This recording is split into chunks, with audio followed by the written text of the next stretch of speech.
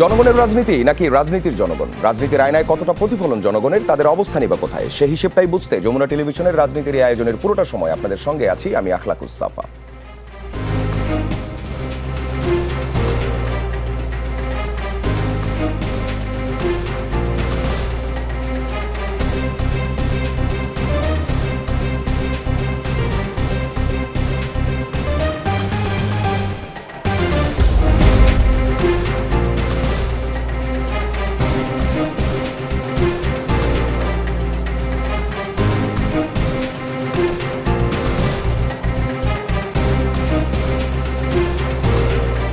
একদিকে পররাষ্ট্রমন্ত্রী খলিলুর রহমানের বার্তা, বাংলাদেশ কখনোই আর ক্লায়েন্ট স্টেট বা অনুগত রাষ্ট্র হবে না।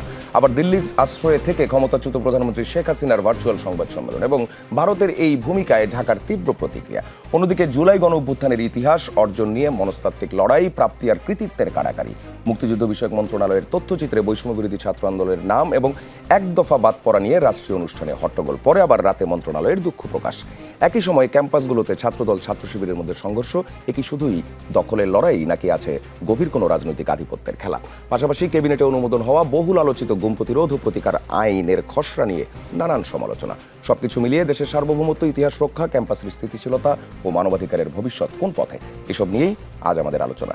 আমাদের সঙ্গে আজকে রাজনীতির সেটে আছেন সার্জিস আলম, উত্তরাঞ্চলের মুখ্য সংগঠক, জাতীয় নাগরিক পার্টি এনসিপি। ঠিক তার পাশেই আছেন আলতাফ পারভেজ, লেখক ও গবেষক। আমার ঠিক পাশেই আছেন advocate Mohammad Ali, secretary, Bangladesh supreme court আইনজীবী সমিতি এবং জাতীয় নির্বাহী কমিটির সদস্য, বিএনপি। আপনাদের তিনজনকেই স্বাগত আজকের এই রাজনীতির আয়োজনে। দর্শক, রাজনীতিকে আমরা সাজিয়েছি একটু ভিন্নভাবে।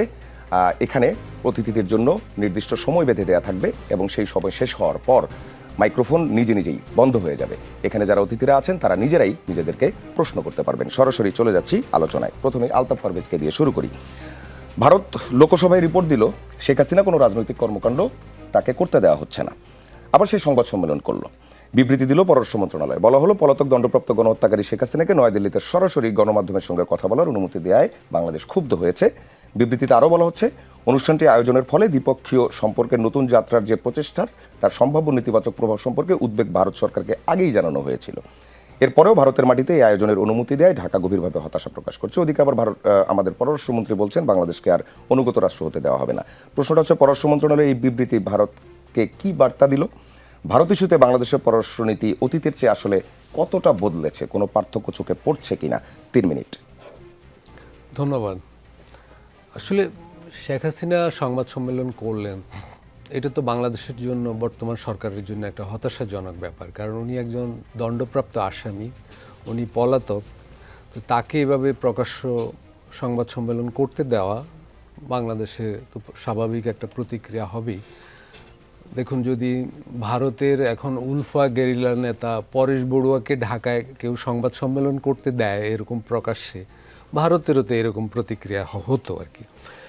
তো বাংলাদেশের দিক থেকে আমি বলবো যে প্রতিক্রিয়া জানানো হয়েছে এটা অসঙ্গত নয়, এটা ঠিকই আছে। কিন্তু যে পররাষ্ট্র মন্ত্রণালয় থেকে যেটা পাঠানো হয়ে বিবৃতি দেওয়া হয়েছে, এর ভাষাটা আসলে ভাষায় যতটা কূটনীতিক ভাষার প্রকাশ ঘটেছে তার চেয়ে বেশি ঘটেছে রাজনীতিক ক্ষোভের প্রকাশ ঘটেছে।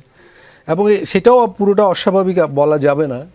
তবে মনে হচ্ছে যেন এটা বিএনপির বা যে কোনো একটা দল যে ভাষায় কথা বলে এটা আরও ডিপ্লোম্যাটিক ভাষায় হতে পারত, একই কথা আর কি।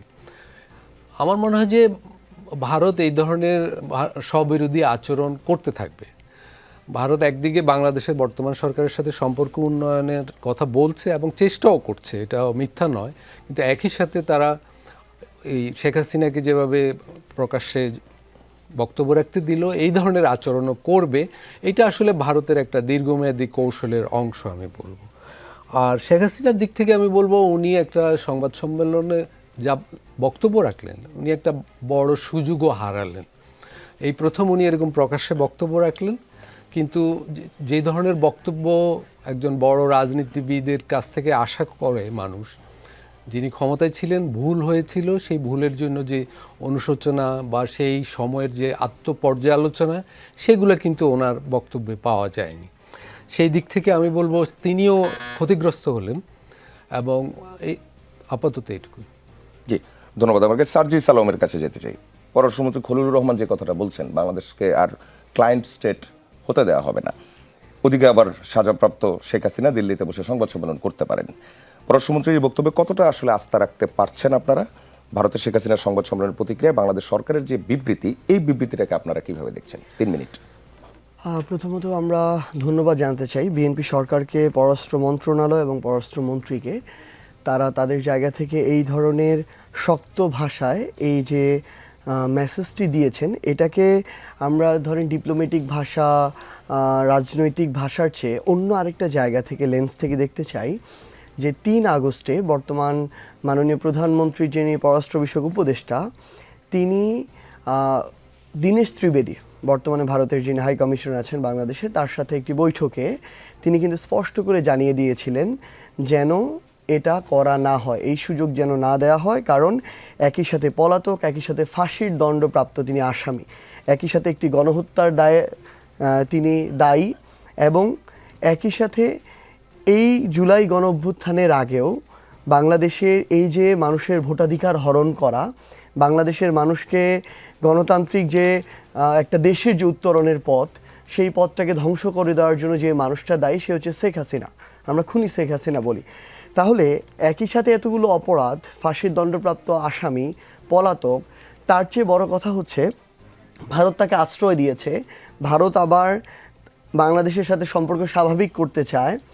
এর পরবর্তীতে যখন বিএনপি সরকার, কিছুদিন আগে আমরা দেখলাম যে মাননীয় প্রধানমন্ত্রীর আরেকজন উপদেষ্টা ডক্টর জাহেদ ভারতে গেলেন, তার সাথে তার সাথে যে আচরণটা হয়েছে, এটা শুধু তার জন্য বিব্রতকর না, এটা পুরো বাংলাদেশের জন্য বিব্রতকর। কারণ তিনি বাংলাদেশকে রিপ্রেজেন্ট করে সেখানে গিয়েছেন।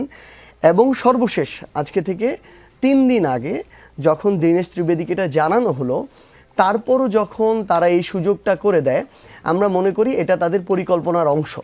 এবং সেই জায়গা থেকে এই যে স্টেটমেন্টটা, এটা শুধুমাত্র ডিপ্লোম্যাটিক হবে, এটা তার চেয়ে বরং আমরা এটা মনে করি যে তার মধ্য দিয়ে তাদের রাজনৈতিক ভাষা এসেছে। এটা রাজনৈতিক ভাষা, এটা জনগণের ভাষাটা এসেছে। সো এই সামগ্রিক জায়গা থেকে আমরা বিএনপি সরকারকে এবং পররাষ্ট্র মন্ত্রণালয়কে ধন্যবাদ জানাতে চাই। এবং আরেকটা জিনিস হচ্ছে, আসলে কি, ভারত সবসময়ই তাদের জায়গা থেকে এই জিনিসটা করে আসার চেষ্টা করেছে। তারা উপরে উপরে আমাদের সুধীজন, বন্ধুজন সাজার চেষ্টা করেছে, ভিতরে ভিতরে তাদের যে অসৎ উদ্দেশ্যগুলো, সেই উদ্দেশ্যগুলো বাস্তবায়ন করার চেষ্টা করেছে। আমরা এই মেসেজটা পুরো ভারতের জন্য, যে ওই একই চরিত্রকে ধারণ করে যদি তারা আগাতে চায়, এটা কারো জন্যই সুখকর হবে না। মানে স্পেশালি ভারতের জন্য এই প্রসেসটা আর কাজে লাগবে না। এবং আরেকটা জিনিস আমরা আসলে বলতে চাই, মানে আমরা যেটা বুঝি আসলে, যে ভারত এইটুকু হয়তো ফিল করছে যে তারা বিএনপি সরকারকে কিংবা তারেক রহমানকে তাদের মতো করে পাবে না, কিংবা বাংলাদেশের মানুষকেও তাদের মতো করে আর আগামীতে পাবে না। কিন্তু ভারত যদি এটা মনে করে তারা যে কোনো উপায়ে আবার শেখ হাসিনা কিংবা তার ওই স্বৈরাচারী কাঠামোকে এনে ওইটা তিনি কন্টিনিউ করাবেন, সেটাও কোনোদিন পারবে না। জি, অ্যাডভোকেট মোহাম্মদ আলী, সরকার বারবার ভারতের কাছে শেখ হাসিনাকে ফেরত চেয়ে চিঠি দিয়েছে এবং শেখ হাসিনার প্রত্যর্পণ ইস্যুতে এই বিষয়গুলো ইতিবাচক হতে পারে কিনা, বাংলাদেশের অনুরোধ সত্ত্বেও ভারতে বসে শেখ হাসিনা সংবাদ সম্মেলন যে করতে দিল, সরকারকে ভারত কি বার্তা দিল আর ভারত বাংলাদেশকে কি বার্তা দিল? জি, ধন্যবাদ আপনাকে। আসলে ভারত 3 মিনিট যে কাজটা করেছে, শেখ হাসিনাকে প্রকাশ্যে কথা বলার সুযোগ দিয়ে, এটা কখনোই সুখকর নয় এবং এটা বাংলাদেশের মানুষ স্বাভাবিকভাবে নেই। কারণ দুইটা রাষ্ট্রের মধ্যে যদি বন্ধুত্বপূর্ণ সম্পর্ক করতে হয়, তাহলে অবশ্যই জনগণের মধ্যেও সৌহার্দ্যপূর্ণ সম্পর্ক থাকতে হবে। বাংলাদেশের পক্ষ থেকে কিন্তু পূর্বে থেকে বলা হচ্ছিল যে যেন ভারত সরকার এই ধরনের কোনো সুযোগ না দেয় শেখ হাসিনাকে। কারণ শেখ হাসিনা একজন, আমার বন্ধু আমাদের সার্জিজ আলম বলেছেন, তিনি তো মৃত্যুদণ্ডপ্রাপ্ত একজন আসামি, এবং যে আদালত থেকে তার মৃত্যুদণ্ড দেওয়া হয়েছে বা যে সমস্ত আদালত থেকে তার শাস্তি দেওয়া হয়েছে, সেই আদালতের প্রতি কিন্তু এদেশের জনগণের আস্থা আছে। তো সেই আস্থাশীল আদালত যখন তাকে সাজা দিয়েছে, তখন সেই একজন পলাতক এবং মৃত্যুদণ্ডপ্রাপ্ত আসামিকে কখনোই এইভাবে প্রকাশ্যে তার কথা বলতে দেওয়ার সুযোগ সঠিক হয় না, এবং এটা কখনোই বন্ধুত্বপূর্ণ সম্পর্কর উন্নয়নের দিকে যাবে না। কারণ বাংলাদেশ একটা সময় কিছু কিছু বিষয়ে কিন্তু ভারতের সাথে একেবারে অনুগত হয়ে গিয়েছিল। বিগত 17 বৎসর আমরা লক্ষ্য করেছি, যেমন চিকিৎসার ক্ষেত্রে ভারতের কোনো বিকল্প ছিল না, কিন্তু বাংলাদেশের মানুষ কিন্তু এখন আর সেই দলে বদ্ধ হয়ে সারি সারিতে আর ইন্ডিয়ায় যাচ্ছে না চিকিৎসা করার জন্য। একসময় বাংলাদেশের মানুষের ফ্যাশন হয়ে গেছিল কলকাতায় গিয়ে বা দিল্লিতে গিয়ে, বোম্বেতে গিয়ে, মাদ্রাজে গিয়ে কেনাকাটা করা। বিয়ে হলে সেই গায়ে হলুদ থেকে নিয়ে অন্যান্য কেনাকাটা 5 বা 7 বার করে তারা ইন্ডিয়ায় যাইতো সব কিছু কিনতে, এখন কিন্তু আর যাচ্ছে না। আমরা কিন্তু ভারতকে ছাড়াই নিজেরা স্বাবলম্বী হয়ে যাচ্ছি। এবং আপনি যদি বিএনপির নীতিটা দেখেন, বিএনপির প্রতিষ্ঠাতা শহীদ রাষ্ট্রপতি জিয়াউর রহমান তিনি কিন্তু ভারতের সাথে তালপট্টির প্রশ্নে তিনি কিন্তু কঠোর অবস্থান নিয়েছিলেন এবং একটা আন্তর্জাতিক জনমত সৃষ্টি করেছিলেন। এবং বিএনপির কিন্তু সৃষ্টি হয়েছে সিকিম নয়, ভুটান নয়, এদেশ আমার বাংলাদেশ, রুশ নয়, ভারত নয়, এদেশ আমার বাংলাদেশ। তো সেই বিএনপির এই স্লোগানটা কি, বিএনপি একটা ইন্ডিপেন্ডেন্ট বাংলাদেশ, বাংলাদেশের জনগণ থাকবে, তাদের স্বাধীনতাকে ধারণ করবে, তারা স্বাধীন মত প্রকাশ করবে এবং তারা নিজেদের মর্যাদা নিয়ে তারা মাথা উঁচু করে থাকবে, কোনো দেশের তাবেদার হবে না এবং কোনো দেশের তাবেদারি করবে না। এইটাই হলো বিএনপির পররাষ্ট্রনীতি। এবং কূটনৈতিক ভাষায় যেভাবে বলা উচিত আমার মনে হয় সেই উপযুক্ত ভাষাই বলেছে এবং যেভাবে এর প্রতিবাদ করা উচিত সঠিকভাবেই প্রতিবাদ করেছে। এবং আমরা প্রত্যাশা করব যে বাংলাদেশের সাথে বন্ধুত্বপূর্ণ সম্পর্ক উন্নয়নের জন্য ভারত ভবিষ্যতে আর এই ধরনের কোনো কি ধরনের ফিডব্যাক এক্সপেক্ট করছেন? অনেক চিঠি পাঠানো হয়েছে, ফিডব্যাক কিন্তু নাই। না, আমরা ফিডব্যাক প্রত্যাশা করতেছি যে ভারতের সাথে বাংলাদেশের যে সম্পর্ক এবং বিভিন্ন ধরনের যে সমস্ত চুক্তি আছে তার ভিত্তিতে অবশ্যই এই মানে দণ্ডপ্রাপ্ত আসামিকে ফেরত দিবে, এটাই আমরা প্রত্যাশা করি। জি, আলতাফ পারভেজের কাছে আবারও ফিরি। বাংলাদেশ আর অনুগত রাষ্ট্র হবে না, এই বক্তব্য বাস্তবায়নে বর্তমান সরকারের জন্য মূল ভূ রাজনৈতিক চ্যালেঞ্জগুলো কি কি? 2 মিনিট। দেখুন, এই বক্তব্যটা তো বিশ্বাস রাখা যায় না। আমরা যখন রাশিয়া থেকে তেল কিনতে যাই তখন যুক্তরাষ্ট্রের দূতাবাস থেকে অনুমতি নিতে হয়। তো এইটা তো তার মানে কি আমরা আমাদের পুরো সার্বভৌমত্বই তো কম্প্রোমাইজ করছি। তো ভারতের বিষয়ে আসলে আমরা খুবই জাতীয়তাবাদী হয়ে পড়ি, কিন্তু এই যে যুক্তরাষ্ট্রের সাথে যে চুক্তিটা হলো সেটা তো জাতীয় সংসদে উত্থাপিত হলো না, সংসদের দুটো অধিবেশন গেল। এবং দুর্ভাগ্যের ব্যাপার, শুধু সরকারি দল নয়, বিএনপি নয়, বিরোধী দল থেকেও কোনো আপত্তি উঠলো না বা দাবি উঠলো না। 350 জন সংসদ সদস্যের মধ্যে একমাত্র রুমিন ফারানা ছাড়া কেউ চুক্তিটা প্রকাশের কথা বলল না। তো সেখানে কি আমরা অনুগত রাষ্ট্র হয়েই থাকবো যুক্তরাষ্ট্রের বেলায়? বা ধরুন আমরা যে সৌদি আরবের নেতৃত্বাধীন সামরিক জোটে যোগ দিলাম, এটা কিন্তু একটা বড় ঘটনা আমাদের ইতিহাসে। সেই পাকিস্তান আমলে সিয়াটো সেন্টো জোটে যুক্ত, মানে তখন বিরোধিতা হয়েছিল বাঙালির পক্ষ থেকে। কিন্তু আমরা, ইরান তো আমাদের শত্রু রাষ্ট্র নয়, সৌদি আরব আমাদের বন্ধু রাষ্ট্র ঠিক আছে, কিন্তু ইরানও তো আমাদের কোনো ক্ষতি করেনি। কিন্তু ইরানের বিরুদ্ধে কিন্তু একটা সামরিক জোটে আমাদের সরকার যোগ দিল, কিন্তু এটা নিয়েও পার্লামেন্টে কোনো আলাপ হলো না, এটা নিয়ে কোনো বিবৃতি আসলো না। তো এরকম আমরা যে বিদেশ নীতির ক্ষেত্রে অবশ্যই বাংলাদেশ কারো অনুগত না হোক, এটাই বাংলাদেশের জনগণের চাওয়া, কিন্তু এক্ষেত্রে এই যে স্ববিরোধিতা সেইটা কিন্তু ক্ষতিকর।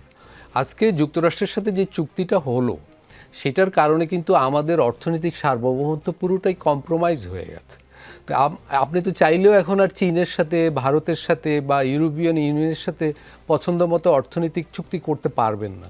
যুক্তরাষ্ট্রের সাথে কিছু বন্ধনে জড়িয়ে গেছি আমরা, যেটা রাশিয়ার কাছ থেকে তেল কেনার সময় টের পাওয়া গেল।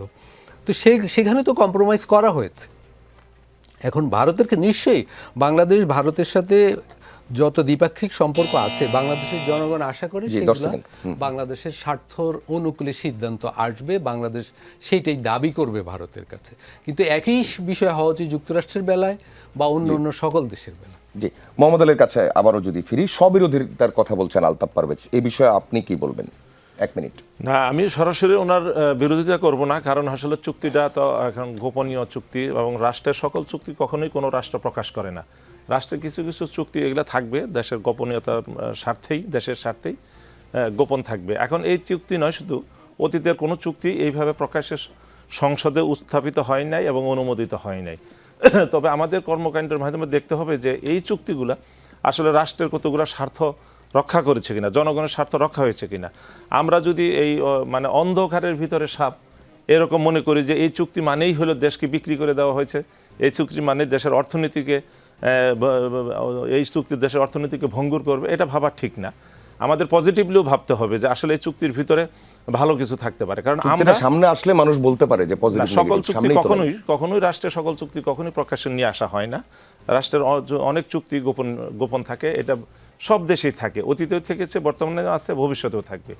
কিন্তু আমরা কি চাই? আমরা এই দেশ, আপনার বক্তব্যটা পেয়েছি। সার্জিস আলমের কাছে যদি ফিরি, আলতাফ পারভেজ বলছেন স্ববিরোধিতার কথা, আবার এদিক থেকে মোহাম্মদ আলী তিনি বলছেন রাষ্ট্রের সব চুক্তি প্রকাশ করা হয় না, জনগণের স্বার্থ রক্ষা হচ্ছে কিনা সেটা আপনারা দেখুন। না, আপনারা আমরা কি দেখছেন আসলে? এনসিপির এক পক্ষ মিনিট। থেকে এটা জানিয়েছি এই বিষয়টা নিয়ে, যেন সংসদে আসলে অধিবেশনে অন্তত একটা দিন বরাদ্দ রাখা হয় যেখানে সরকার দল বিরোধী মত এটা নিয়ে কথা বলবে, এটা নিয়ে চুলচেরা বিশ্লেষণ হবে, এবং এখানে যদি বাংলাদেশের স্বার্থ সংশ্লিষ্ট এমন কিছু বিষয় থাকে যেটা স্বার্থের ব্যাঘাত ঘটায়, স্বার্থেও কম বেশি, এটার চেয়ে বড় জিনিস যেটা যে মাত্র ভাই যেটা বললেন যে একটা জায়গায় জিম্মি হয়ে যাওয়া এবং কিছু কিছু ক্ষেত্রে তাদেরকে উপেক্ষা করতে না পারা, ওই রকম ক্লজ দিয়ে দেয়া। আমি আমার জায়গা থেকে এখন পর্যন্ত যতটুকু তথ্য পেয়েছি এই চুক্তি সংক্রান্ত, আমাদের কাছে মনে হয়েছে এটা রিভাইজ করা প্রয়োজন। এখানে হঠাৎ করে নির্বাচনের 2-1 দিন আগে কিভাবে একটা অন্তর্বর্তীকালীন সরকার একাই করলো না অন্য দল মতের নিয়ে করলো, আমরা এনসিপি জানি না এই জায়গা থেকে। তো এভাবে তো একটা চুক্তি হতে পারে না আসলে। আমরা মনে করি যে এখানে আমি ভাইয়ের সাথে এটা বলি যে পুরো বাংলাদেশের মানুষের সামনে উন্মুক্ত না করলেও অন্তত যারা বর্তমানে রাজনৈতিক দল হিসেবে সংসদে আছে তাদের একটা টিম, একটা শীর্ষ নেতৃত্বের জায়গা থেকে এই জিনিসটা অ্যানালাইসিস করা প্রয়োজন। সেখানে যদি এইরকম কোনো সংযোজন বিয়োজন প্রয়োজন হয়, বাংলাদেশের ওই সার্বভৌমত্ব, আমার ওই অর্থনৈতিক সার্বভৌমত্ব রক্ষার জন্য সেটা করা প্রয়োজন। জি, আবারও অ্যাডভোকেট মোহাম্মদ আলীর কাছে ফিরি। চীনমন্ত্রী সম্মেলনে প্রদর্শিত ডকুমেন্টারিতে বৈষম্য বিরোধী ছাত্র আন্দোলন এবং গণঅভ্যুত্থানের মূল এক দফা বাদ দেওয়ার যে গুরুতর অভিযোগ উঠেছে, এর পেছনে কারণটা কি? এক দফা ও ছাত্রদের বাদ দিয়ে আন্দোলনকে কেবল বিএনপির দলীয় অভ্যুত্থান হিসেবে দেখানোর এই চেষ্টাকে সার্জিস আলম গতকালকে আওয়ামী খাসলত ও দখলবাজি বলে আখ্যা দিয়েছেন। তার বক্তব্যে কি কোনো ভুল আছে? 2 মিনিট। না, এইটা আসলে ডকুমেন্টারিটা তৈরি করেছেন যারা, এখানে আমার মনে হয় যে কোনো রাজনৈতিক প্রভাব ছিল না, বা রাজনৈতিক ব্যক্তিরা যারা রাষ্ট্রীয় শাসন ব্যবস্থার সাথে জড়িত আছেন, অর্থাৎ মন্ত্রী পরিষদের সদস্য বা অন্য কোনো ব্যক্তিরা, তারা আসলে সরাসরি এটা প্রত্যক্ষ করেছিলেন কিনা সেটা নিয়ে আমার একটা প্রশ্ন আছে। কারণ তারা যদি এটা আসলে সরাসরি প্রত্যক্ষ করে থাকেন বা তাদের নির্দেশ হয়ে থাকে তাহলে দুঃখজনক, কিন্তু আমার বিশ্বাস তা হয় নাই। এখানে যারা যারা যারা তৈরি করেছেন, একটা জিনিস অনএয়ারে দিবেন অথবা হচ্ছে প্রদর্শন করবেন, যারা তৈরি করেছে এটা তাদের মধ্যেও ত্রুটি থাকতে পারে। এবং যেহেতু রাত্রে বিএনপি এটাকে পক্ষ থেকে বা সরকারের পক্ষ থেকে দুঃখ প্রকাশ করা হয়ে গেছে, তার মানে আপনি ধরে নেবেন যে এটা আসলে ইচ্ছাকৃত না, অনিচ্ছাকৃত। এবং এই ধরনের ডকুমেন্টারিতে ত্রুটি ইচ্ছাকৃতভাবে হয় নাই, হয়তোবা সরকারকে খুশি করার জন্য কেউ করেছে, অথবা মনে অন্য কিছু থাকতে পারে। কিন্তু আমার বিশ্বাস যদি সরকারের শীর্ষ পর্যায়ের ব্যক্তিরা এটা দেখতেন এবং রিভিউটা তাদেরকে দেখানো হতো, তাহলে এই ধরনের ডকুমেন্টারি হতো না। এবং যেহেতু দুঃখ প্রকাশ করা হয়ে গেছে, আমার মনে হয় এটা এখানে সমাপ্তি হয়ে গেছে। জি, সার্জিস আলম, মন্ত্রণালয়ের যে তথ্যচিত্র হট্টগোলের পর রাতের দুঃখ প্রকাশ করে বিবৃতি দেওয়া, তারা তথ্যচিত্রটি সংশোধন করে আবারও প্রচার করবে বলছে। ইস্যুটা কি ফাইনালি সেটেলড হলো অথবা থামলো, যেটা মোহাম্মদ আলী ভাই দাবি করছেন? না, আমরা আমাদের জায়গা থেকে 2 মিনিট। জি, আমরা আমাদের জায়গা থেকে এটা বলেছি, যেহেতু তারা ভুল করার পরে ভুল স্বীকার হয়েছে, আমরা এই জিনিসটা নিয়ে আর কথা বাড়াতে চাই না। তবে আমরা এই জিনিসটাকে একটা সিমটম হিসেবে দেখতে চাই যে আমরা এই 6 মাসে যতটুকু অবজার্ভ করলাম যে বিএনপির মধ্যেও আমরা 2টা পক্ষ দেখি। একটা পক্ষ যারা এতদিনের লম্বা সময়ের সাফারার, যারা জুলাইও মাঠে ছিল এবং যারা জুলাইটাকে ধারণ করে। আবার আরেকটা পক্ষকে আমরা দেখি যারা এই জিনিসটা, মানে এই যে আকাঙ্ক্ষাটা, এটা নিয়ে এত একটা বেশি কনসার্ন না। আমরা একটা পক্ষ দেখি যেই পক্ষটা এখনও একটু যে আধিপত্যবাদ, স্পেশালি ভারতীয় আধিপত্যবাদ, এটার দিকে একটু ঝুঁকে থাকে। আবার আরেকটা পক্ষ দেখি যেই পক্ষটা আসলেই মেজর জিয়ার যে জাতীয়তাবাদ, ওই জিনিসটাকে ধারণ করার চেষ্টা করে। তো এটা হচ্ছে জাস্ট একটা এক্সাম্পল। সেম এটা ধরেন মন্ত্রণালয়ে ওই রকম কিছু মানুষ আছে, এটা কিন্তু একটা দায়িত্ব নিতে হবে। আমরা ওইটা নিয়ে বেশি কথা বলতে চাই না, কিন্তু এই দায়িত্বটা নিতে হবে। ফার্দার ওই মন্ত্রণালয়ে এরকম অনেকে আছে যারা বিএনপির কিছু মন্ত্রীকে বা যারা পলিটিশিয়ান তাদেরকে খুশি করে এরকম অনেক কিছু করতে চাইবে। হয়তো এটা প্রতিবাদ করেছে, আগামীতে এমন অনেক কিছু হয়তো চোখের বাইরে দিয়ে চলে যেতে পারে, প্রতিবাদ না হতে পারে। সেই জায়গাটা ঠিক রাখার দায়িত্বটা বিএনপিকে তাদের জায়গা থেকে নিতে হবে। এবং আরেকটা জিনিস যেটা, এটা একটা রাষ্ট্রীয় প্রোগ্রাম ছিল এবং আমরা প্রত্যাশা করব যে বিএনপির যারা পলিটিশিয়ান আছেন, নীতি নির্ধারক আছেন, তারা রাষ্ট্র এবং দল এই দুইটার মধ্যে ওই পার্থক্যটা তারা সবসময় বজায় রাখবেন। যে কোনো জায়গায় আমরা দেখেছি আওয়ামী লীগের মধ্যে যেটা যে তারা সব কিছু আওয়ামী লীগময় করে ফেলতে চেয়েছিল এবং সেখান থেকে বাংলাদেশের অন্যতম বড় রাজনৈতিক দলগুলোকে রাজনীতি থেকে নাই করে দিতে চেয়েছিল। বিপরীতে কি হয়েছে, আওয়ামী লীগ রাজনীতি থেকে নাই হয়ে গিয়েছে, কিন্তু যারা মজলুম রাজনৈতিক দল ছিল তারা কিন্তু এখন ধীরে ধীরে মেইন স্ট্রিম হয়ে গিয়েছে। সো আমরা বিএনপির কাছে এটা প্রত্যাশা করবো, আমরা মনে করি তারা আমাদের জুলাইয়ের সহযোদ্ধা, একই ভুলের পুনরাবৃত্তি যেন তাদের মধ্য দিয়ে না হয়, কারণ আমাদের এটা মনে হয় তারা যদি একই ভুলের পুনরাবৃত্তি করে আগামীতে তাদেরকে এর চেয়ে বেশি সাফার করতে হবে। জি, আলতাফ পারভেজ, জুলাই গণঅভ্যুত্থানের মাত্র 2 বছর, আমরা গতকাল 5 আগস্টের 2 বছর শেষ হলো আর কি। মাথায় আন্দোলনকারী দল এবং গোষ্ঠীগুলোর মধ্যে এক ধরনের আস্থাহীনতা, নথিপত্রে আন্দোলনকারীদের অবদান বাদ পড়া, একে অপরের বিরুদ্ধে ইতিহাস বিকৃতির অভিযোগ তোলা, যদিও শুধুমাত্র গতকালকের ঘটনাই না, আপনি লাস্ট 1-1.5 বছর ধরে এই ঘটনাগুলো দেখছেন। এই যে বিকৃতির অভিযোগ তোলা বাংলাদেশকে আসলে কোথায় নিয়ে যাচ্ছে? আমরা কি আবারও ইতিহাসের ওই চক্করে 71 থেকে 24 সেই চক্করে চলে যাচ্ছে কিনা? যদিও রাজনীতিতে একটা কথাই আছে যে ইতিহাস থেকে কেউ শিক্ষা না নিলে সে নিজেই ইতিহাস হয়ে যায়, যেমন ইতিহাসের উদাহরণ সার্জি সালোমো বললেন। কি বলবেন? আমরা সেই চক্করে অলরেডি পড়ে গেছি। এই যে জুলাইয়ের মালিকানা কার, এটা নিয়ে একটা নিম্নমানের অরুচিকর ব্যবসায়িক টানাটানি চলছে এই মুহূর্তে, আমরা দেখলাম। এটা গত সংসদের 2টো অধিবেশনে আমরা দেখেছি। কিন্তু এই বিতর্কের মাঝে যেটা দুর্ভাগ্যজনক ঘটেছে, জুলাইয়ের সবচেয়ে যারা বড় অবদান রেখেছে, বেশি অবদান রেখেছে, আপনি জুলাইয়ের শহীদদের তালিকা দেখুন, সবচেয়ে বেশি কোন পেশাজীবীরা শহীদ হয়েছে? শ্রমিকরা, তারপরে ছাত্ররা। তো এই জুলাই নিয়ে কোনো আলাপে আপনি শ্রমিকদের হিস্যার ব্যাপারটা কি আছে মনে করেন? কোথাও শুনেছেন? পার্লামেন্টের গত 2টো অধিবেশনে কেউ স্বীকৃতি দিয়েছে? শ্রমিকদের জন্য কোনো মজুরি কাঠামো, তাদের বেতন ভাতা, কর্মসংস্থান ইত্যাদি নিয়ে কোনো নতুন আইন, অধ্যাদেশ, প্রস্তাব, পদক্ষেপ কিছু হয়েছে? কিছু হয়নি। কে এক দফা দিল? শ্রমিকরা কি কারো এক দফায় যাত্রাবাড়িতে কাতারে কাতারে জীবন দিয়েছে? না, তারা একটা বৈষম্য বিরোধী বাংলাদেশ চেয়েছে। আমার মনে হয় দ্বিতীয়টাই গুরুত্বপূর্ণ। কিন্তু সেই বিষয়ে কি সরকারি দল, বিরোধী দল কিছু বলছে এখন? না, বলছে না। তারা শুধু আমি এবং আমরা এক দফা দিয়েছি, মানে এক দফার একটা সাজানো বিতর্কে, ব্যবসায়িক মালিকানা প্রতিষ্ঠার বিতর্কে সবাই লিপ্ত আছে। এর ফলে যেটা হয়েছে, অন্যদিকে দেখুন, এই বিতর্ক যখন চলছে এবং এই সব বিতর্ক তো একটা জাতীয় বিভেদ রেখা তৈরি করে, একটা বিভক্তি তৈরি করে। ফলে জুলাইয়ে যে ঐক্য সৃষ্টি হয়েছিল, ও যে ঐক্যমত তৈরি হয়েছিল, সেই ঐক্য এখন আর নাই। এর ফলেই কিন্তু তখনকার যে মূল দার্শনিক এবং রাজনৈতিক প্রত্যাশা ছিল যে প্রশাসনের সংস্কার হবে, রাজনীতির সংস্কার হবে, আমলাতন্ত্রের সংস্কার হবে, পুলিশ বাহিনীর সংস্কার হবে এবং রাজনৈতিক দলগুলোর অভ্যন্তরীণ সংস্কৃতির সংস্কার হবে, সেটা একদম হয়নি। ওই যে মুক্তিযুদ্ধের সময় যেটা হয়েছে, আপনি যেটা বললেন, মুক্তিযুদ্ধে যে কৃষকের অবদান ছিল, ছাত্রদের অবদান ছিল, সেটা বাদ দিয়ে একটি দল মুক্তিযুদ্ধের পুরো অবদান কুক্ষিগত করে ফেললো। এবারও কিন্তু তাই হয়েছে, এখনই শুরু হয়ে গেছে 2 বছর যাওয়ার আগে। এর ফলে একটা জাতীয় বিভেদ রেখা তৈরি হয়েছে এবং এর ফলে জুলাইয়ের যে মূল রাজনৈতিক লক্ষ্য ছিল তার কিছুই অর্জিত হয় নাই। এবং অর্জিত হয় নাই যে তার 2টো সর্বশেষ প্রমাণ হলো, যেদিন 2 বছর পূর্ণ হলো সেদিন এই গুম বিষয়ে যে আইনটি হলো, বা ওষুধ নীতি নিয়ে যে আইনটি হলো, গুম বিষয়ে আপনি হয়তো পরে জিজ্ঞেস করবেন, আমি ওষুধের ব্যাপারটা বলি। সরকার অত্যাবশ্যক ওষুধের তালিকাটা বাতিল করে দিল।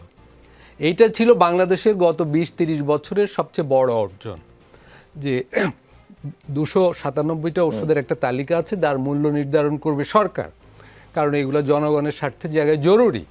কিন্তু এখন এটা বাতিল হয়ে গেল। তার মানে আসলে 2 বছর পর গতকাল আসলে বিজয় উৎসব করার কথা ছিল ওষুধ কোম্পানির মালিকদের, তাদের জন্য এটা বিরাট একটা উৎসবের ব্যাপার ঘটেছে।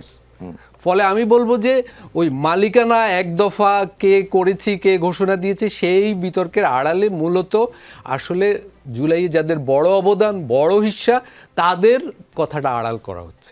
জি, অ্যাডভোকেট মোহাম্মদ আলী, বিভেদ বিভক্তি নিরসনে সরকার দল হিসেবে দায়িত্বটা একটু বেশি। সরকার এই ক্ষেত্রে কি দায়িত্ব পালন করছে? Visible 2 minute. এই বিষয়ে সরকার তো অবশ্যই দায়িত্ব পালন করছে, কারণ সরকার চায় না বিভক্তি, সরকার চায় না বিরোধ, সরকার চায় না অশান্তি। কারণ এই বিভক্তি, বিরোধ, অশান্তি আমাদের জাতিকে বারবার পিছিয়ে দিয়েছে। সেই দেখেন স্বাধীনতার 1972 সাল, যে আকাঙ্ক্ষা নিয়ে এদেশের মানুষ মুক্তিযুদ্ধে অংশগ্রহণ করেছিল, এবং মুক্তিযুদ্ধ পরবর্তী যে বাংলাদেশে দেশে মানুষ চেয়েছিল সেটা কিন্তু ষড়যন্ত্রের কারণে হয় নাই, এবং সেখান থেকে আমরা বারবার পিছিয়ে গিয়েছি। আমাদের অর্জিত গণতন্ত্র বারবার মুখ থুবড়ে পড়েছে, বারবার আমাদের এই গণতন্ত্রের উপরে হায়নারা আঘাত করেছে, কিন্তু যে প্রত্যাশা সেই প্রত্যাশার কিন্তু প্রাপ্তি হয় নাই। এই 5ই আগস্টের পূর্বেও কিন্তু একটা বিপ্লব হয়েছিল, এরশাদ বিরোধী আন্দোলন এবং এরশাদের পতন, এবং সেইখানেও কিন্তু জাতি একটা স্বপ্ন দেখেছিল যে এই স্বৈরাচারের পতনের পর যে গণতান্ত্রিক সরকার আসবে তার মাধ্যমে দেশ একটা উন্নয়নশীল রাষ্ট্রে পরিণত হবে। কিন্তু দেখেন 91 থেকে 96 পর্যন্ত এই তত্ত্বাবধায়ক সরকারের দাবিতে 156 দিন সম্ভবত হরতাল করেছিল।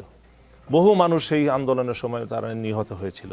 দেশকে শান্তিতে থাকতে দেয় নাই, দেশকে উন্নয়নের দিকে নিয়ে যেতে দেয় নাই, এবং পরবর্তীতে তারা রাষ্ট্রের ক্ষমতায় আসার পরে 15টা বছর বা 17 বছর কিভাবে তারা রাষ্ট্র ব্যবস্থাকে বিভক্তি করেছে, একক নেতৃত্ব, একক শাসন ব্যবস্থা কায়েম করেছে এবং বাংলাদেশকে একটা লুটেরা রাষ্ট্রে পরিণত করেছে। আপনি যদি দেখেন ব্যাংকগুলা থেকে যেভাবে আমি একটু প্রশ্নটা আবার যদি আপনাকে স্পেসিফিক করে 1 মিনিট একটু সময় দেই। আপনি প্রথমে বলছিলেন যে সরকার ইনিশিয়েটিভ নিয়েছে বিরোধ থেকে নিরসনের জন্য, কি ইনিশিয়েটিভ নিয়েছে? সরকার তো নিজে কোনো বিরোধ সৃষ্টি করে নাই। সরকার কোথায় বিরোধ সৃষ্টি করেছে বলেন? সরকার তো সবসময়ই সবাইকে নিয়ে ঐক্যবদ্ধ থাকার চেষ্টা করতেছে। আপনি বিএনপির পক্ষ থেকে বা বিএনপির সরকারের কোনো মন্ত্রিসভার কোনো সদস্যের পক্ষ থেকে বিভক্তিকর একটা বক্তব্য উল্লেখ করেন যে এই বক্তব্যটা একটা বিভক্তির সৃষ্টি করতেছে। কোনো বিভক্তিকর কোনো বক্তব্য দিচ্ছে না, বিভক্তিকর কোনো কর্মকাণ্ড নাই। এবং তারেক রহমান জুলাইয়ের অভ্যুত্থানের পরে তারেক রহমান কিন্তু বলেছেন যে তিনি এককভাবে বা এই জুলাইয়ের নেতৃত্ব দিয়েছেন, এই ধরনের কোনো কিছু দাবিদার না। বিএনপি কি দাবি করেছে? আমাদের দলের প্রধান তারেক রহমান কি কখনো দাবি করেছেন যে তিনি জুলাইয়ের নেতৃত্ব দিয়েছেন, জুলাই তার নেতৃত্ব হয়েছে? বা অন্যান্য দল যেভাবে জুলাইকে তাদের একক নেতৃত্ব, তাদের একক কৃতিত্ব দেখাইতে চায়, বলেন বিএনপি কোথাও বলেছে? আজ পর্যন্ত বলেছে বিভক্তিকর কোনো কথা, যে কথা মাধ্যমে আপনার বিভক্তি হবেন? বরঞ্চ কেউ কেউ এই আন্দোলনটাকে তাদের নিজস্ব আন্দোলন এবং নিজস্ব অর্জন হিসাবে তারা চালানোর চেষ্টা করতেছে, অথচ তারা ভুলে যাচ্ছে এটা জনগণের আন্দোলন, এবং তারা ভুলে যাচ্ছে যে জনগণ। আপনার উত্তর চলে এসেছে সার্জিস আলম, সরকার কোনো বিরোধ সৃষ্টি করছে না, this is called kind of initiative অথবা অ্যাপ্রোচ, যে সরকার বিরোধ মেটানোর চেষ্টা করছে। কি বলবেন? 2 মিনিট। না, আমি একটু আরেকটা জায়গা থেকে ধরতে চাই। প্রথমত হচ্ছে ভাইয়ের সাথে ওই জায়গাটাতে একটু দ্বিমত করি। তারেক রহমান এটা দাবি করতেও পারবেন না, তিনি নেতৃত্বে ছিলেন, তিনি যেহেতু ছিলেন না। কিন্তু এখন পর্যন্ত আসলে কোনো দলই, আমি এখানে আলতাফ ভাইয়ের সাথেও দ্বিমত, কোনো দলই এটার মালিকানা কার, ব্যবসায়িক মালিকানা কার, কারা করেছে, এটা নিয়ে কোনো দলই বলে নাই আমরা করেছি। বিএনপিও বলে নাই, এনসিপিও কখনো বলে নাই, এবং আমরা অন্য কোনো দলকে এভাবে বলতে শুনি নাই যে এটা আমাদের আন্দোলন, আমাদের জুলাই, আমাদের নেতৃত্বে, এরকম কেউই বলে নাই। কারণ দিন শেষে বাংলাদেশের আপামর মুক্তিকামী মানুষ যদি না নেমে আসতো, এই আন্দোলন কখনো সফল হতো না। দলীয়ভাবে হলে এটা অনেক আগেই সফল হয়ে যেত। এখন যেই জায়গাটাতে আসলে আমরা মনে করি যে বিএনপি কথা দিয়ে বিভক্তির চেয়ে কাজ দিয়ে বিভক্তিটা বেশি করেছে। আসলে কথা দিয়ে বিভক্তি হয়তো তারা করতেও পারবে না, কারণ এখন তরুণ প্রজন্ম যখন কথা বলা শুরু করেছে, তখন কথায় আসলে কথা মার পেঁচে তাদেরকে আর আটকানো যাবে না। সেই জায়গায় কাজ দিয়ে শুরু করেছে। কোথায়? আপনি বাংলাদেশের প্রত্যেকটা জেলা প্রশাসন প্রতি মাসে একটা করে আইন শৃঙ্খলা মিটিং করে। ওই জেলার স্বার্থ সংশ্লিষ্ট যারা আছে, ওইখানে প্রত্যেকটা মিটিংয়ে বিএনপির আপনি অন্তত 5 জন পাবেন, কিন্তু বিরোধী কোনো দলের কাউকে, একজনকেও পাবেন না। না এনসিপি, না জামায়াত, কোনো দলের কাউকে পাবেন না। তার মানে এই সকল আইন শৃঙ্খলা প্রশাসন সব কিছু শুধুমাত্র সরকার দলীয়। এক। দ্বিতীয়ত, রাষ্ট্রীয় যত সুযোগ সুবিধা যায়, ওই সামাজিক নিরাপত্তা জনিত বলেন আপনি, কার্ড জনিত যত কিছু যায়, সব কিছু শুধুমাত্র ওই মানুষগুলো পায় যারা ধানের শীষে ভোট দিয়েছে। অন্য মানুষ, অন্য দল করুক, যতই সেই মানুষটা কষ্টে দিন কাটাক না কেন, তারা এই সুযোগ সুবিধাগুলো পায় না। তৃতীয়ত সমস্যা হচ্ছে সকল সরকারি অফিস আদালত, থানা থেকে শুরু করে সব কিছুতে সরকারি বর্তমানে যারা ক্ষমতাসীন রাজনৈতিক দল, তাদের নেতৃবৃন্দের একটা আধিপত্য শুরু হয়েছে। আপনি থানায় যান, আপনি এককভাবে কোনো একটা ওইখান থেকে বিচার নিয়ে আসতে পারবেন না যদি না বিএনপির কোনো নেতাকে ধরেন। আপনি হসপিটালে যান, বিএনপির কোনো নেতাকে ফোন না দেয়াইলে আপনি ঠিকমতো ওষুধগুলো পাবেন না, ঠিকমতো চিকিৎসা পাইতেও কষ্ট হয়ে যায়। এবং আপনি যত সরকারি ধরনের কাজকর্ম হয়, একজন ঠিকাদার একটা রাস্তার কাজ শুরু করতে পারে না যদি বিএনপির স্থানীয় নেতাকে কিছু টাকা না দিয়ে দেয়। এইভাবে কাজের মধ্য দিয়ে তারা এমন একটা পরিস্থিতি তৈরি করছে যেটা আমাদেরকে পূর্বের অনেক কিছু মনে মনে করিয়ে দেয়। সো বিভক্তিটা তখন হয়, তখন আমাদের দ্বিমত আসে, এবং আমরা তখন আমাদের জায়গা থেকে দেখি যে জনগণের যখন জনকল্যাণমূলক অনেক বিষয়, ধরেন গ্যাস, ধরেন বিদ্যুৎ, দ্রব্যমূল্য, এই বিষয়গুলো দিনে দিনে ঊর্ধ্বগতি হচ্ছে, অপ্রতুল হয়ে যাচ্ছে, অপরদিকে আমরা সরকারের জায়গা থেকে দেখছি যে সরকার বলছে কোনো সমস্যা নেই, তখন আমাদের এই বিভক্তিটা আস্তে আস্তে কথা এবং কাজের মধ্যে আসে। জি, সার্জিস আলম, আলতাফ পারভেজ এবং অ্যাডভোকেট মোহাম্মদ আলী থাকছেন আমাদের সঙ্গে। দর্শক, রাজনীতিতে বিরতি বলে কিছু নেই, আমরা ফিরছি কিছুক্ষণের মধ্যেই, সঙ্গেই থাকবেন।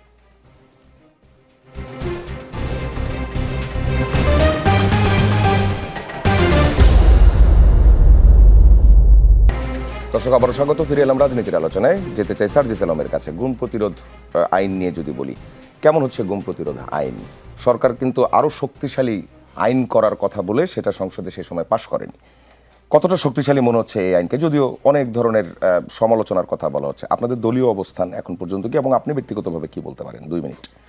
আমরা এটা প্রথমেই বলেছিলাম যে সরকার তাদের জায়গা থেকে যখন আমাদের যে অধ্যাদেশগুলো বাতিল করলো, তারা বলছিল এর চেয়ে ভালো করবে, তাহলে ওই অধ্যাদেশগুলো করে তারপরে ধীরে ধীরে তার চেয়ে যদি ভালো করতো তাহলে আমরা এটাকে পজিটিভলি নিতাম।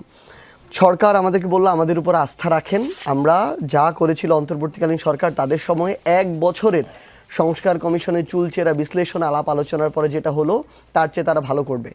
এরপরে এই গুরুত্বপূর্ণ অধ্যাদেশগুলোকে বাদ করে দিল।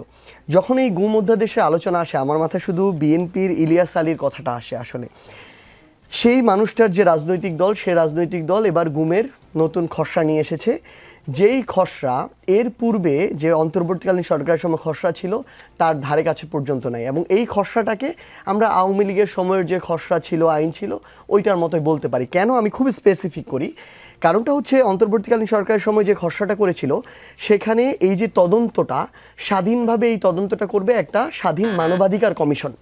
কিন্তু বিএনপি সরকার সেই দায়িত্বটা কাকে দিল? দায়িত্বটা দিল পুলিশকে। কোন পুলিশ? যেই পুলিশ নিজেই গুমের সাথে সংযুক্ত থাকবে। অর্থাৎ যে গুম করবে, যে গুম করতে পারে বলে আমাদের সবচেয়ে বেশি সন্দেহ, তাকেই দায়িত্বটা দেয়া হলো যে এই গুমের যে তদন্ত, এই তদন্ত যেন করা হয়। আমরা একদম স্পষ্টভাবে 3টা পয়েন্টে এটার বিরোধিতা করি। এই কারণে এটা একটা ব্যর্থ আইন হয়ে থাকবে এবং এটা মানুষের সাথে প্রতারণা হবে, জনগণের সাথে প্রতারণা হবে, জাস্টিস হবে না। পয়েন্টগুলো বলি। প্রথমটা হচ্ছে নিজের বিরুদ্ধে স্বাধীনভাবে কোনো ধরনের এই ধরনের তদন্ত আসলে হবে না, কারণ অভিযোগটা যার বিরুদ্ধে, তার বিরুদ্ধে তারাই স্বাধীনভাবে তদন্ত করবে বলে আমরা এটা মনে করি না।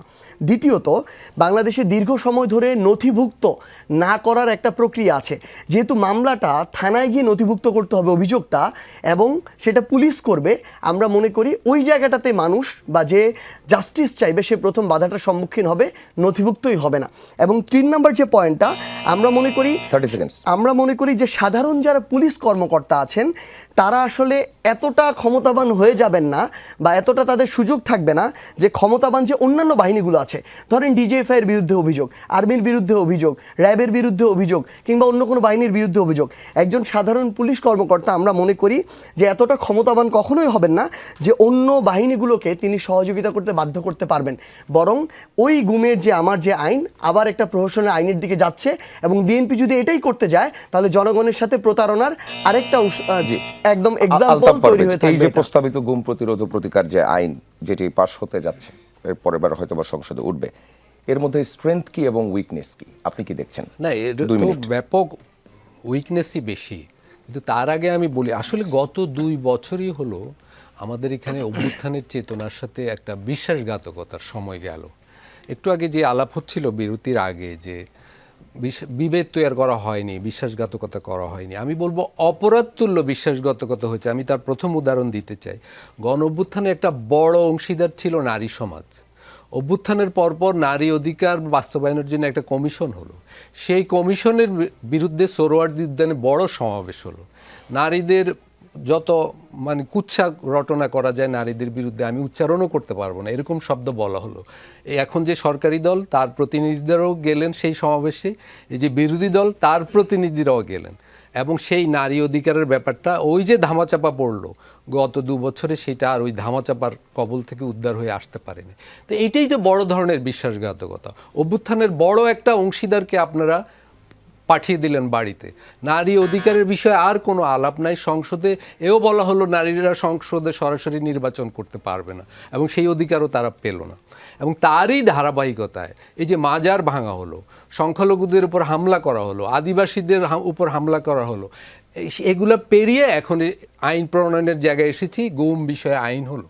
এর প্রধান উইকনেস হলো এর তদন্ত কর্মকর্তার দায়িত্ব দেওয়া হলো পুলিশ বাহিনীর উপর মূলত।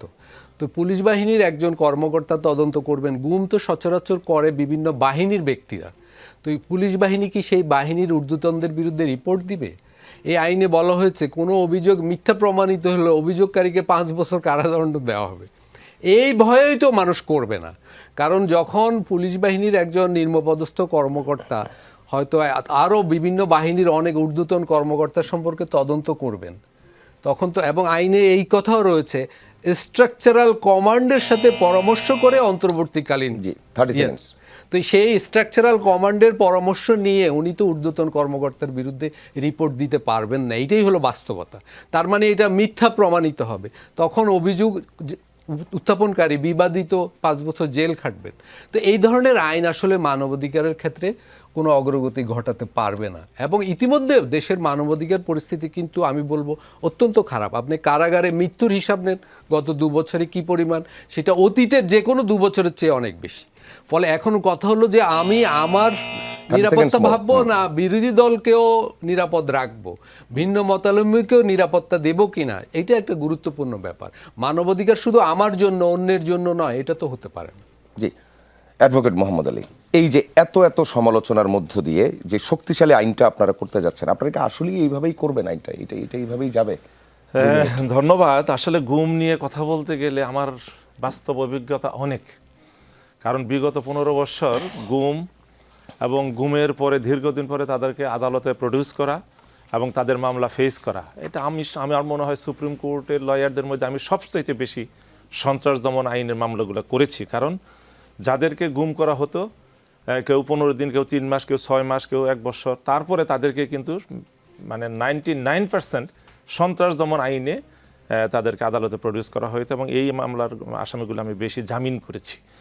আসলে এখন কিন্তু আর গুম করা সম্ভব না। একটা জিনিস আস্থা রাখেন এবং বিশ্বাস করেন যে এই বাংলাদেশ জাতীয়তাবাদী দল কখনোই স্বৈরাচারী দলে পরিণত হবে না, এবং তার কর্মকাণ্ডের মাধ্যমে কখনোই তার গায়ে স্বৈরাচারের তোকমা লাগুক সেটা লাগতে দিবে না, এবং 100% সততা থেকে এবং স্বচ্ছভাবে দেশ চালানোর চেষ্টা আছে এবং করবে, এবং বাংলাদেশকে একটা উন্নয়নের রাষ্ট্রে করবেন না। আমি আপনাকে বলি শোনেন, একটা জিনিস সংযোজিত হয়ে গেছে যেটা ছিল না, সেটা হলো যে একটা আসামিকে গ্রেপ্তার করার পরে তাকে কখন কোথা থেকে কয়টার সময় গ্রেপ্তার করা হলো, এইটা কিন্তু তাকে যখন কোর্টে প্রডিউস করা হইতো সে ফরওয়ার্ডিংয়ে লেখা হতো না। এখন ফরওয়ার্ডিংয়ে ম্যান্ডেটরি করা হয়েছে যে কখন কোথায় কয়টার সময় তাকে গ্রেপ্তার করলো সেটা ফরওয়ার্ডিংয়ে লিখতে হবে, এবং তার সাথে একটা ফর্ম করে দেওয়া হয়েছে। সেই ফর্মের ভিতরে তাকে ওই পুলিশ কর্মকর্তাকে লিখতে হবে যে কেন তাকে গ্রেপ্তার করলো, কোথা থেকে গ্রেপ্তার করলো, কয়টা গ্রেপ্তার করলো, এবং গ্রেপ্তার করার সাথে সাথে তার কোন আত্মীয়কে জানালো। এটা কিন্তু এই ফরওয়ার্ডিংয়ের সাথে তাকে আরেকটা ফর্ম দিতে হয়, এটা আগে ছিল না। এবং আমাদের সংবিধানের বিধান এবং আমাদের ফৌজদারি কার্যবিধির বিধান, কোনো ব্যক্তিকে গ্রেপ্তার করা 24 ঘন্টার ভিতরে আদালতে উপস্থাপন করতে হবে। যখন এই তদন্তকারী কর্মকর্তা হোক বা কোনো সাব ইন্সপেক্টর হোক বা ইন্সপেক্টর হোক বা পুলিশের যে কোনো লেভেলের কর্মকর্তা হোক, তাকে 24 ঘন্টার ভিতরে ম্যাজিস্ট্রেটের কাছে প্রডিউস করতেই হবে, এটা ম্যান্ডেটরি। এবং যখন তিনি 24 ঘন্টা পর্যন্ত প্রডিউস করবেন, তখন কিন্তু তার ফর্মের ভিতরে ওইটা ফিল আপ করতে হবে, কাকে জানিয়েছে তার অথেন্টিকেশন দিতে হবে, এবং কোথা থেকে কয়টার সময় গ্রেপ্তার করলো সেটা দিতে হবে। অতীতে কিন্তু সেটা ছিল না, যার ফলে পুলিশ এটা সুযোগ পেয়েছে, এবং এইটা না থাকার কারণে ম্যাজিস্ট্রেটটাও কিন্তু সেই বিষয়ে আর অগ্রসর হন নাই। জাস্ট প্রডিউস করেছে, তারা গ্রহণ করেছে, কিন্তু কবে কোথা থেকে গ্রেপ্তার হলো সেটা কখনো গ্রহণ করে না। প্রথম দিকে যাদেরকে অপহরণ করা হয়েছিল প্রশাসনিকভাবে সাদা পোশাকে, প্রথম দিকে কিন্তু জিডি নেওয়া হয়েছে। আচ্ছা, আমি আপনাকে আরেকটু স্পেসিফিক করি প্রশ্নটা। দুইটা বিষয়, পুলিশের বিরুদ্ধে তদন্ত পুলিশই করবে, আর একটা হচ্ছে যে যিনি অভিযোগ করেছেন তদন্ত সাপেক্ষে যদি অভিযোগ মিথ্যা প্রমাণিত হয় তাহলে তাকে 5 বছরের জেল খাটতে হবে। এখানে দুইজনই যেটি বলেছেন এবং অলরেডি যে সমালোচনার জায়গাগুলো আসছে সেটি হচ্ছে যে অভিযোগ করবেন সে এখন একটা ভিত্তিতে থাকবেন, অভিযোগ করবেন না। এবং পুলিশের যে এক্সপিরিয়েন্স, সেই এক্সপিরিয়েন্সের জায়গা থেকে আপনি বলছেন যে 24 ঘন্টার মধ্যে কোর্টে প্রডিউস করার যে বিধান, এটা শুধুমাত্র গুমের জন্য না, এটা যে কোনো ফৌজদারি মামলার ক্ষেত্রে এটা বিধান আছে, কিন্তু এটা আপনার এক্সপিরিয়েন্স অনুযায়ী সেটা মানা হয় নাই। এখন কেন পুলিশ সেটা মানবে? এখন তো বাধ্যতামূলক করে দেওয়া হয়েছে, এখন তো আইন করে দেওয়া হয়েছে, এখন তো আগে বাধ্যতামূলক ছিল না যে 24 আপনার ঘন্টার মধ্যে পুলিশ করতে হয়। এইটার জবাবদিহিতার জন্য আপনাকে বিচার বিভাগকে শক্তিশালী করতে হবে। কারণ প্রাথমিকভাবে একটা মানুষকে গ্রেপ্তার করার পরে ম্যাজিস্ট্রেটের কাছে উপস্থাপন করা হয়। এখন ম্যাজিস্ট্রেট যদি দেখেন যে 24 ঘন্টার ভিতরে তাকে উপস্থাপন করা হয় নাই, তাহলে ম্যাজিস্ট্রেট কিন্তু সাথে সাথে কৈফিয়ত তলব করবেন এবং এই পুলিশের বিরুদ্ধে তিনি প্রসিডিংস ইস্যু করার জন্য ঊর্ধ্বতন কর্মকর্তাকে লিখবেন এবং লিখতে তিনি বাধ্য, কিন্তু অতীতে সেটা প্রয়োগ হয় নাই। যার জন্যই হয়েছে। গুম কি বলবেন আপনি? গুম মানে কি 6 মাস থাকা? গুম মানে কি 1 বছর থাকা?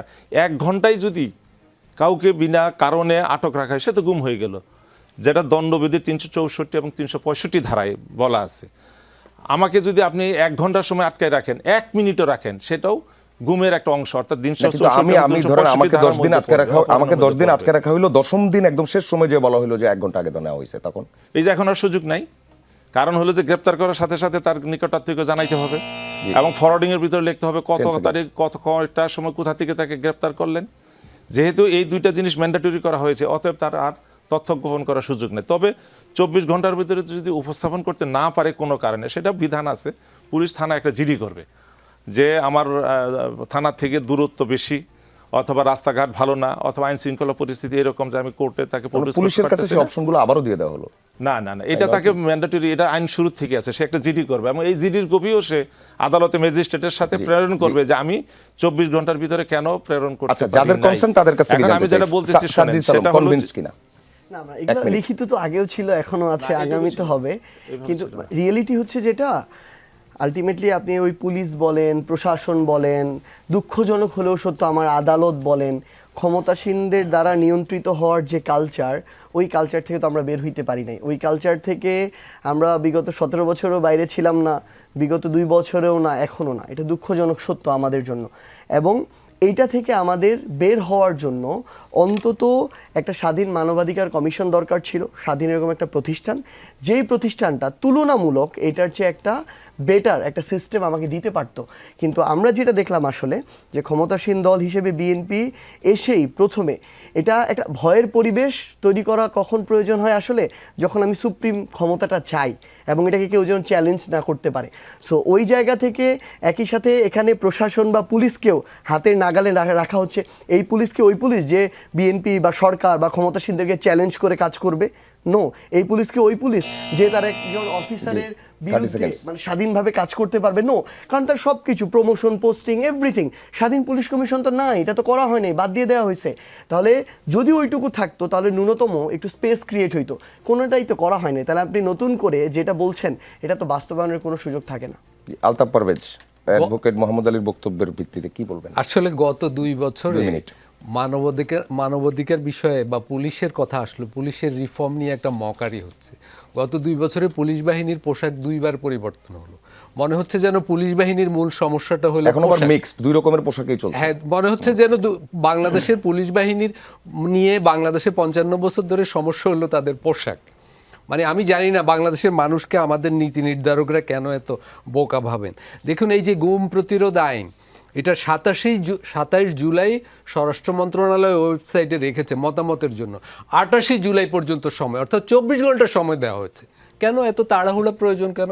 এত গুরুত্বপূর্ণ একটা সমস্যা যেটা নিয়ে গত 17 বছর চিৎকার চেঁচামেচি হলো, এই বিষয়ে একটা আইন হবে, এটা তো 1 মাস ওয়েবসাইটে থাকা উচিত মতামতের জন্য। আমি বলবো এই যে নিয়তের ভিতর যে সমস্যা সেটাই প্রকাশ পেল এখানে। মাত্র 1 দিন সময় নিয়ে এই আইনটা হলো। তারপর হলো তদন্ত কর্মকর্তার বিষয়। এটা সার্জিস আলম ঠিকই বলেছে যে বাংলাদেশের পুলিশ বাহিনীর নিয়ন্ত্রক কে? রাজনীতিবিদরা, সরকার। এইটাকে তো আলাদা করা হলো না। পুলিশ বাহিনী, পুলিশ সংস্কার কমিশন হলো, তার 1 লাইনও কিন্তু জুলাই সনদে যুক্ত হলো না। অথচ সেই জুলাই সনদ নিয়েই তো সবাই কথা বলছে। এই জন্য আমি বলতে চাই যে গত 2 বছর ধরে যা হলো অন্তর্বর্তীকালীন সরকারের আমলে, এবং এখনও সংস্কার বলে আমরা মুখে ফেনা তুলেছি, মানবাধিকার কথা তো বলেছি বারবার, কিন্তু কার্যত কিছু হয় না। এই যে গুম আইন তদন্তের দায়িত্বে মানবাধিকার কমিশনকে দেওয়া হলে বিএনপি সরকারের কি অসুবিধা হতো? অসুবিধা একটাই হতো, যে এই ধরনের ক্ষেত্রে পুলিশ বাহিনীকে ব্যবহার করে যে নিয়ন্ত্রণ করা যায় সেইটা করা যেত না। অর্থাৎ পুরো পরিস্থিতির উপর, এই মেকানিজমের উপর একটা রাজনৈতিক নিয়ন্ত্রণ রাখার জন্য এই কাজটা করা হয়েছে। ফলে এটার সুস্পষ্ট একটা অভ্যুত্থানের চেতনা, আকাঙ্ক্ষা যাই বলুন, সেগুলো থেকে পিছু হটা হলো এই আইনের ভিতর দিয়ে। অ্যাডভোকেট মোহাম্মদ আলী, রাজনৈতিক হাতিয়ার হিসেবে ব্যবহারের জন্য আপনারা এমন করেছেন এবং এটাতে আসলে অপকারী হচ্ছে, কি বলবেন? না, এক মিনিট। এটা আসলে ওই সমালোচনার জন্য সমালোচনা হচ্ছে। আইনটা ভালোভাবে পড়তে হবে, দেখতে হবে, এবং যখন এটা পার্লামেন্টে যাবে নিশ্চয়ই এটা বিস্তারিত আলোচনা হবে, তখন আমরা এটা নিয়ে আসলে শুরুতেই এত সমালোচনা না করে সেই পর্যন্ত আসলে অপেক্ষা করা উচিত। কারণ আমি একটা কথা বলেছি যে বিএনপি কখনো স্বৈরাচারী রাষ্ট্রে পরিণত হবে না।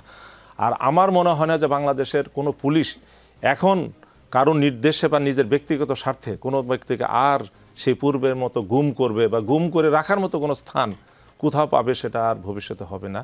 আমাদের সবচেয়ে বড় দরকার হলো অর্থনৈতিক মুক্তি। অর্থনৈতিক মুক্তি দিয়ে আমরা সংস্কার দিয়ে আমরা কী করব যদি আমার পেটে খাবার না থাকে? সংস্কার দিয়ে কী করব যদি আমার মাথার উপর চাল না থাকে?